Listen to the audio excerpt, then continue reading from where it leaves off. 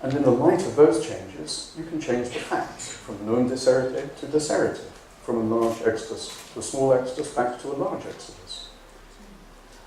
So my conclusion is that there are classic examples here of the use of history for political ends, and that although the people at the top of the top-down process are often engaged in conscious manipulation, we don't have to claim that in every case they know what they write is false.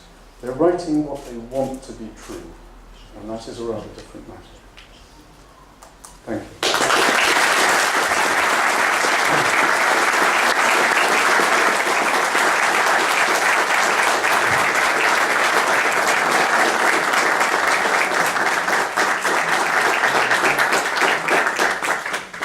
Thank you very much, Dr. Morton. We will have a very short period of questions and answers.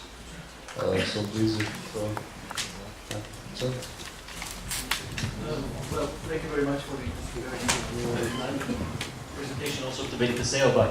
And as an Austrian ambassador, I have a special relationship to this, having also served in Croatia and knowing that the Krajina myth, for example, was used also in the wars of 1991, 1992. But two questions I would briefly have is, what always astonished me historically, that the Serb myth is a myth of defeat. The 1389 battle was a defeat. The main actor and hero was a traitor. And on this you build your nationhood. I mean, this is for me somehow an astonishing example also internationally, how you find yourself in your self-understanding. Are there other examples of such a kind of, I would say, rather negative mythological background and beginning? And the second question would be the myth of Kosovo. We have here the situation of nation building in an Albanian context. So Skanderbeg, Dizol, Mata Teresa, these are the backgrounds of Albanian nationhood. But do you see contemporarily some movements of a autonomous Kosovo myth as Kosovo people, Albanian Kosovo people as a nation? Thank you. Well, thank you. Two very interesting and big questions. The first, I don't have a sort of complete repertoire in my head of all the available national myths, and I only know the relatively small number of countries that I have studied.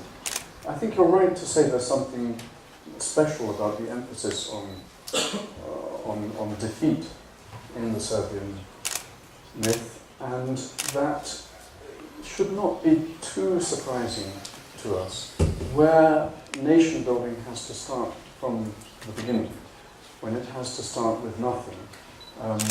It's different if you have, say,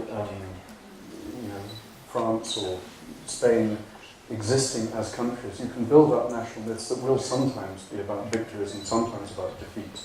But if you're starting with nothing as just a territory within the Ottoman Empire, and you want to build up a state, it's natural. You have to have an explanation why you have been put in this position where, in sort of geopolitical terms, so far you have nothing at all. And you've had centuries of not being treated as a nation by the people who govern you. So that's one important element, and I think that I don't want to go too far into the religious dimensions of these things, because obviously some cultures where the church or religion has been one of the main bearers of sort of cultural meanings will have more of a theological coloration to their national myths. And I think that is an element in this story. Sacrifice, the basic Christian notion of redemption involves Jesus Christ being killed on the cross and having to be resurrected. He has to reach absolute zero before the resurrection and everything that follows. And I have read many strange texts by Serb writers with a religious mentality. Even from the early 20th century, there were texts saying that Serbs in relation to Kosovo were similar to Jesus Christ, that he died at the Battle of Kosovo. He was sort of buried and dead for 3 days. That's the period in exile after the Great Migration.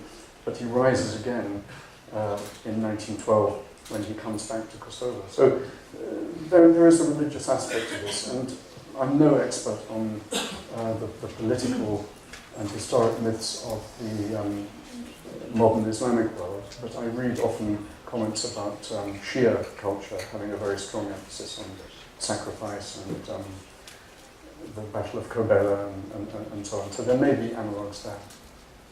Your question about Kosovo developing an independent or a separate myth that goes beyond and is distinct from a more general Albanian one is interesting. It takes time for these things to develop, and it's more difficult now than it was in the 19th century. We are just more conscious and more sophisticated in these matters, and we have serious historians everywhere and serious sociologists who look at what happens and look at the historical facts. So it's more difficult to produce something that would become the textbook account in the textbooks in the schools. I know there are, sociologists and social anthropologists and others who have been travelling around Kosovo since the end of the war, looking at the development of the ways in which martyrs of the war are celebrated, the monuments, the ways in which honour is given to widows and orphans and so on. There is serious academic study of that. And of course what they're looking at in many cases is a kind of symbolic creation of something that must stand as a sort of key moral element in the new nationhood of Kosovo, that it was earned through blood and through sacrifice, and that this also therefore was a victory by the Kosovan people themselves. There's a natural tendency here to play down the extent to which international diplomacy and geopolitics finally delivered independence. These are things for future historians to write about, how these things developed. But I think when I look even around this room, I can see people who, Kosovar intellectuals, who write about the nature of Kosovo and the nature of its history. They're not going to want to write sort of crude and simplistic mythical accounts of these matters, and even if they wanted to, they wouldn't get away with it. Yes. Well, as an anthropologist, I would like to suggest that perhaps the victim or the purposefulness of building of the state or nation in any way somehow is actually the crocodile that you mentioned, or the grandfather that we now have to look at. And that it is perhaps this tension that you pointed out to in your presentation, that between whether something is organically built or it is built from top down or from elites, that needs to be interrogated, particularly through social history. And that seems to be missing and key in terms of the interdisciplinary conversations that need to occur. Mm. So you mean missing from my lecture, or missing more generally from the academic treatment of this? Yes, I think there is quite a lot here and there that does some of this work. Perhaps not social history in quite the way that you wanted. There are certainly classic studies of how intellectuals have developed particular myths. I mean, you probably know a very classic book, came out about 30 years ago, a collection of essays under the title The Invention of Tradition. It's now a popular phrase that most traditions are invented, and there's a lot of evidence in that book, including a classic study by the great British historian Hugh Trevor Roper about the myths of Scottish identity, the Scottish kilt, all sorts of things, the tartan, the special patterns that each clan is meant to have. How most of this was actually a romantic development from the early 19th century. So there are case studies that show how intellectuals, a handful of people sometimes, can create this, and if the conditions are right, and this I suppose is more what you want to see written, what makes the conditions right for some of these inventions to take on successfully so quickly, and in other cases not. I think that is missing, but there are also, as I said, there are studies of cults and shrines that show in great detail the local political pressures and the ways in which these things